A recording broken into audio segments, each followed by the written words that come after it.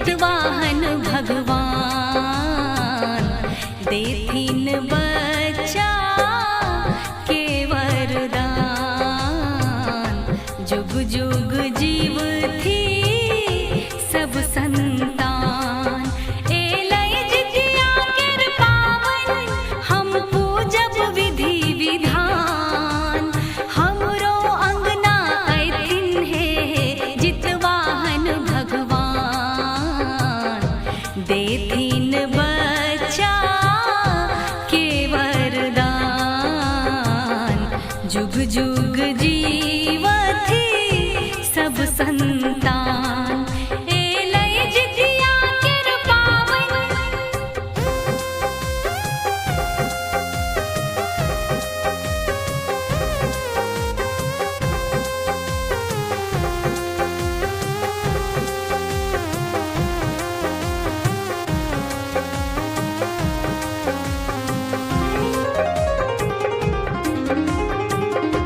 तेल खैर हुन कामन भावे।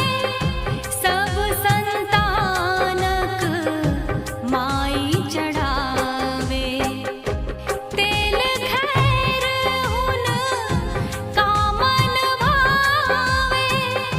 सब संतानक माई चढ़ावे। छै मरुआ रोटी माछक संग ओठगन के विधान। हमरो अंगना अयथिन हे जितवाहन भगवान देथिन बच्चा के वरदान। जुग जुग जीवथि सब संतान। एलै जितिया केर पावन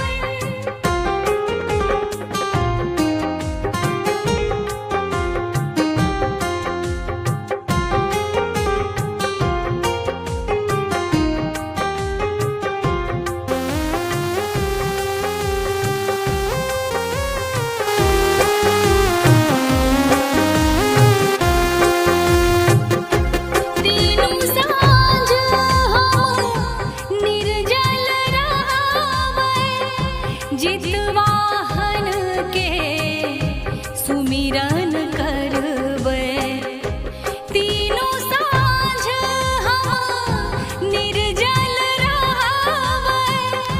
जितवाहन के सुमिरन करबै। आसिन मासक ई अष्टमी माइक ममता के प्रमाण। हमरो अंगना अयथिन हे जितवाहन भगवान देथिन बौआ के वरदान। जुग जुग जीवथि सब संतान। एलै जितिया केर पावन